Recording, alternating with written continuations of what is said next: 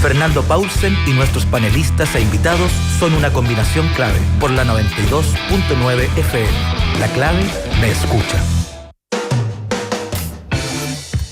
Empieza tu día con toda la energía natural de Marley Coffee, un café de grano orgánico molido al instante con leche descremada. Prueba el sabor de Marley Coffee en sus 12 exquisitas y variadas mezclas que te esperan para recargar tu día. Con Marley Coffee disfruta tu día con toda la onda. Ya estamos en nuestra primera parte de esta panel de día miércoles. Con nosotros Francisco Martorell, director del Periodista. ¿Cómo estás, Pancho? ¿Qué tal, Fernando? ¿Qué tal, Alberto? ¿Cómo están? Y también Alberto Mayol. ¿Cómo estás, Alberto? ¿Qué tal, Fernando? ¿Qué tal, Francisco? ¿Cómo están? Hola, bien. Voy a dejar abierto el espacio para que hablen ustedes porque me imagino que les pican los dedos con todo lo que ha pasado. Que el retiro, que la llegada de Rodrigo Delgado, que el congelamiento de Evópoli al que se suma el cambio en las relaciones que amenaza la UDI, la situación en la propia oposición tremendamente fragmentada, pero en esta vorágine de derrotas que ha tenido el gobierno, de alguna manera capitaliza algo, supongo. A ver, Alberto, dale. Yo creo que en política los maremotos son en cámara lenta, entonces en la práctica la confusión con la que el gobierno enfrentó el plebiscito, con la vergonzosa en términos políticos situación en la cual el presidente vota apruebo supuestamente o declara votar apruebo y al mismo tiempo no rentabiliza un triunfo gigantesco del apruebo, porque esa fue la situación y esa es la magnitud de la confusión política, cómo se organizó esa participación del gobierno, que incluso lo destacó Pablo Longueira en su momento. Pero ¿cuándo el presidente dijo que había votado apruebo? O sea, él dijo que desde el principio que iba a votar apruebo, pero siempre dijo yo no me acuerdo de eso. No, directamente. Ojalá que sea así. No, Ojalá que sea así porque tengo varias apuestas al respecto. No, yo creo que nunca lo dijo de esa manera, pero efectivamente lo que planteó fue la necesidad del cambio de la Constitución, como que dio luz verde con sus... Lo voy a decir en 5 años más, digamos, cuando todos feliciten una nueva Constitución. ¿Tú crees que tanto tiempo? No sé, vamos a ver, se demoró harto para el 88, pero en fin. El 13 de marzo del 2022. Estamos hablando de un gobierno que convoca un plebiscito en el cual hay una alternativa que es una alternativa propositiva, y uno entiende que es la alternativa del gobierno, y que sencillamente el gobierno no solo no la capitaliza, sino que probablemente incluso todo su voto de castigo se haya ido a la alternativa apruebo. O sea, es una situación ridícula. Y ese maremoto que le pasa por encima al gobierno y a la derecha por extensión, estamos viendo todo lo que va implicando. O sea, lo que implica es que sencillamente se transforman en maremoto que el gobierno no logra entender con respecto al 10%, no lo logra entender porque nuevamente intenta meter indicaciones y hacer cosas que efectivamente modifiquen el camino que era evidente que iba a ser sencillo, fácil, que estaban todos los votos, en fin, con la misma derecha dividida, y esto sigue en forma de un ministro del Interior que ya no pertenece al núcleo duro del gobierno, que no pertenece al núcleo duro de los partidos, que proviene de un mundo que en la práctica durante todo el estallido y después la pandemia fue un mundo disidente del gobierno, que es el mundo de los alcaldes. Entonces en la práctica la vertebración se fue, desapareció, y entonces los partidos empiezan a decir, bueno, yo pongo condiciones que tampoco tienen cómo poner, o sea, pongo condiciones porque el gobierno no tiene cómo responder a las condiciones que le pongan, y los partidos no tienen condiciones que poner porque no tienen la legitimidad para eso. Entonces es un festival de absurdo, que indudablemente significa la renegociación de la época que viene. O sea, aquí viene una etapa distinta del gobierno, no sabemos si es una etapa distinta para bien, para mal, eso está por verse, pero es una etapa diferente la que está surgiendo después de la elección, porque necesariamente después de situaciones como esta hay que reordenar el mundo. a mí me gustaría hablar sobre el tema que tocaste al ministro del Interior, que creo que se desaprovechó en esa semana el impacto que genera un cambio del jefe de gabinete. Es decir, con su primera presentación en La Moneda parecía que lo que tambaleaba, por ejemplo, era la jefatura de Rosa, el general Rosa en Carabineros, cosa que al día siguiente se despejó y fue confirmado. Posteriormente trató o está tratando de reordenar el naipe en el sector, y una de sus primeras posibilidades de hacerlo o de mostrar algo, que era la votación de ayer, quedó claramente que no solo no intervino, sino que se tomó una decisión, yo diría errática desde el punto de vista comunicacional, que fue viajar a la Araucanía cuando la prensa iba a estar concentrada y la ciudadanía en general, y lo mostraron las redes sociales y todo, en la votación en el Congreso sobre el retiro del segundo 10%. Y además las señales que dan en la Araucanía, donde pueden ser muy muy fuertes algunas, esto de nombrar un ministro encargado o una especie de administrador, se diluyen con cosas como el cambio de día de los pueblos originarios. Es decir, creo que la cantidad de palos al aire que ha dado el gobierno en los últimos 10 días no se condicen con un cambio tan importante como es cuando llega una nueva figura como el jefe de gabinete. Y en ese marco, el reordenamiento que tiene que hacer el gobierno no lo ha hecho, y la dispersión es total. En cuanto a cómo actúan los parlamentarios, absolutamente desligado de las instrucciones del partido, pero además sin control alguno desde la que debiera ser la casa matriz de la organización legislativa, que es La Moneda. Entonces, yo creo que todos esos son síntomas que ya en noviembre nos dicen que el gobierno no está solo con el síndrome del pato cojo que anunciábamos antes del plebiscito, sino que tampoco sabe cuál es su derrotero y va a apostar todo a un futuro candidato que tampoco hoy lo tiene tan claro. Bueno, los embates estos que se han generado tienen distinta naturaleza. Uno, bueno, la pandemia se inicia como una amenaza biológica, digamos, una cosa que se transmite por el aire, que la traen las personas a medida de que generan su movimiento, pero pronto empieza a básicamente evaluarse el manejo de la pandemia de acuerdo a cómo se reacciona. Y ahí hay diferencias bastante fuertes entre países, digamos, de cómo se reacciona. Si, lo mismo ocurre en el caso de las situaciones políticas. Tú tienes el estallido social de octubre del año pasado, donde, claro, ese estallido fue gatillado por un montón de variables que de pronto eclosionaron y sacaron a la gente a la calle. Y a partir de ahí, la respuesta, básicamente, en términos del análisis a futuro que se va a tener, es cómo se reaccionó a eso.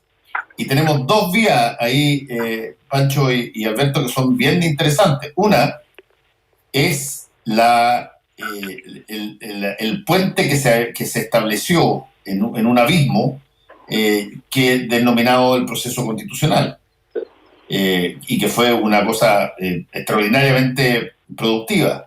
Y por otra parte viene toda esta catarata de desaciertos en todo orden de cosas, desde los enemigos implacables, poderosos, el K-pop, cosas que parecen, cosas que hoy día, ¿para qué estamos con cosas? Parecen como medias infantiles, como medias ridículas, como no propias de un gobierno y que sin embargo ocurrieron.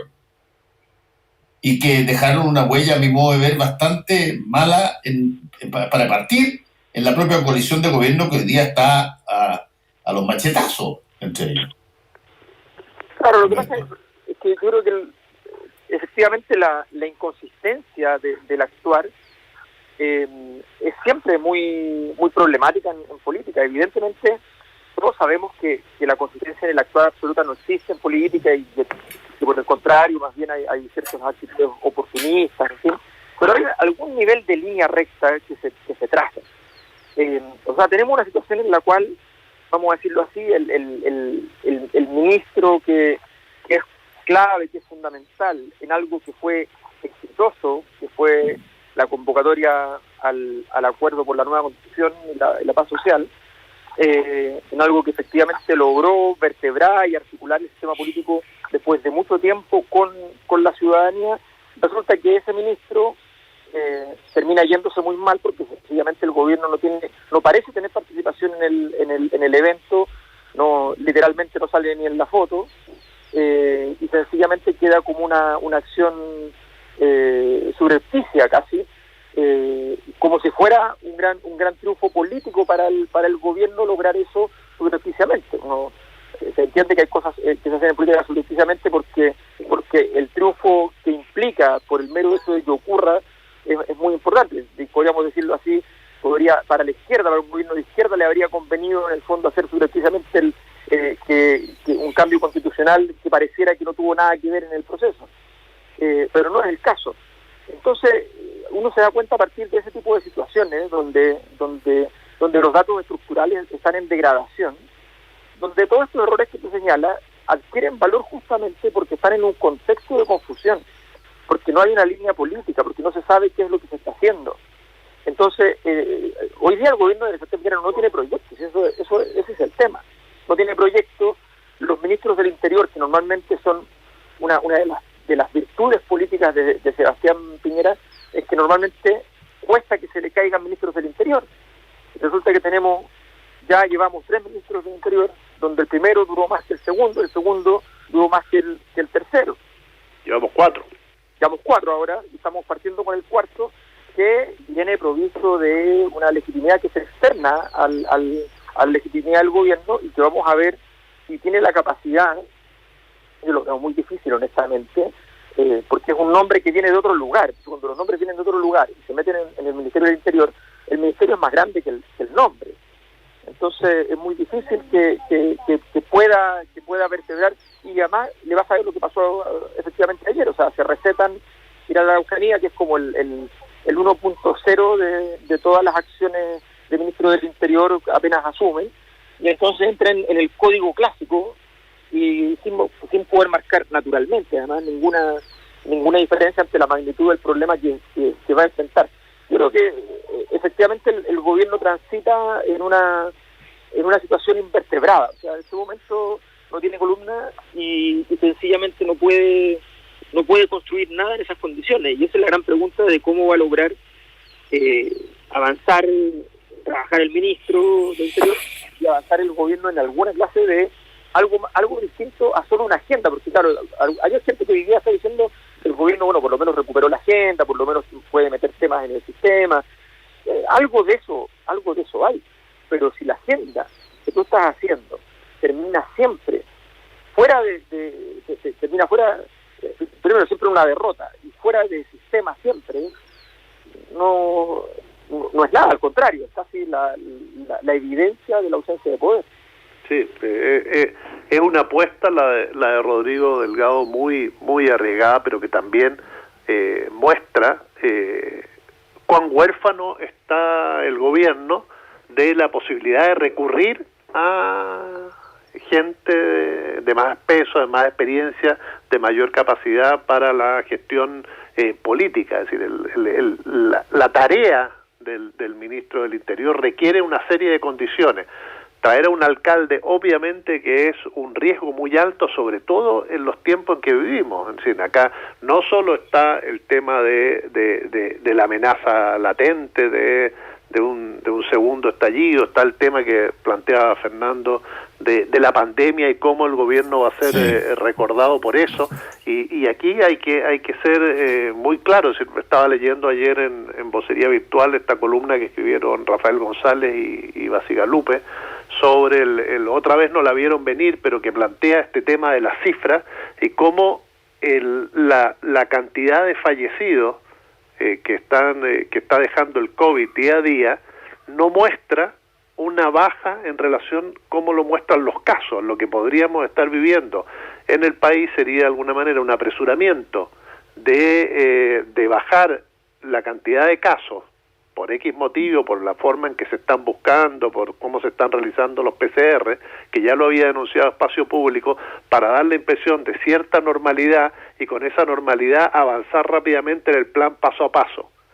Y eso podría ser muy peligroso en la medida que vayan avanzando los días, etcétera, y que entremos a un rebrote o a una segunda ola que solo la podría detener la llegada y la aparición de la vacuna, que es como la gran esperanza. Y ayer el presidente usa de alguna manera lo que sabemos de las noticias de Pfizer y de otros laboratorios que han avanzado, y dice que podríamos estar vacunando las primeras semanas de los primeros días de enero, cuando sabemos que en diciembre vamos a tener solamente, según Pfizer, 50 millones de vacunas, que significan 25 millones de personas vacunadas, y que eso es muy difícil que esas vengan directamente a Chile, por mucho que tengamos comprometidas 10 millones y que solo sirven para vacunar a 5 millones de personas porque son de 2 dosis. Entonces, a lo que voy es que están todas las apuestas del gobierno hoy día son arriesgadas, desde la nominación de Rodrigo Delgado como ministro del Interior, el tema de cómo se está manejando la pandemia y la posibilidad de un segundo rebrote que pareciera ser que solo está en la estrategia del gobierno hoy, destinado a que nos salve una vacuna que probablemente no pueda llegar antes. Hoy lo dice, incluso el Colegio Médico volvió a contradecir a las declaraciones del presidente, porque es muy poco probable que llegue antes de marzo o abril una vacuna al país. Sí. Una cosa que quería plantear respecto a lo que dice Pancho, porque yo creo que ahí el gobierno revela, por ejemplo, un error que yo creo que le va a costar caro respecto a la pandemia. La verdad es que todos los países del mundo prácticamente, salvo excepciones muy, muy contadas, se han visto en algún momento sorprendidos por la evolución de la pandemia y se les ha ido de las manos durante 2 semanas, 1 mes, 2 meses, en fin, o varias veces distintas en distintos periodos. O sea, eso no es tan raro y por tanto uno puede culpar al gobierno de muchas cosas, pero de eso normalmente es algo que le ha pasado más o menos a todos. Donde el gobierno cometió un error muy, muy importante es el no haber tenido nunca una postura ética frente a la pandemia. O sea, eso siempre va a ser imperdonable, porque ante una situación que te afecta a la salud, que es efectivamente una situación que normalmente atemoriza, preocupa, el mínimo cobijo que el ser humano, no digo la ciudadanía en términos políticos, el ser humano requiere es una perspectiva ética, una sensación de que hay alguien al frente que se va a condoler de las situaciones éticas que están ocurriendo. Y eso es exactamente donde el gobierno falló.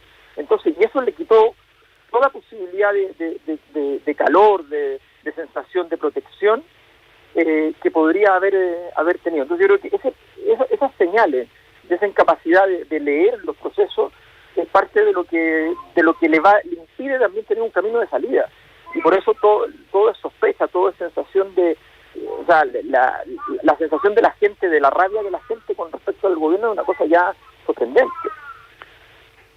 Y otra cosa, Alberto, que se entronca con lo que tú estás diciendo, es esta sensación de que quiere transmitir el gobierno de que siempre lo estamos haciendo bien, como que no hay espacio a la duda, como que somos los campeones mundiales en realización de test PCR, que somos los campeones mundiales en UCI, ese tipo de cosas, ese generar expectativas por sobre lo normal, creo que también abona a lo que tú estás diciendo, porque genera cierta rabia, y como hay desconocimiento, hay descreimiento en lo que el gobierno está planteando, genera aún más desconfianza.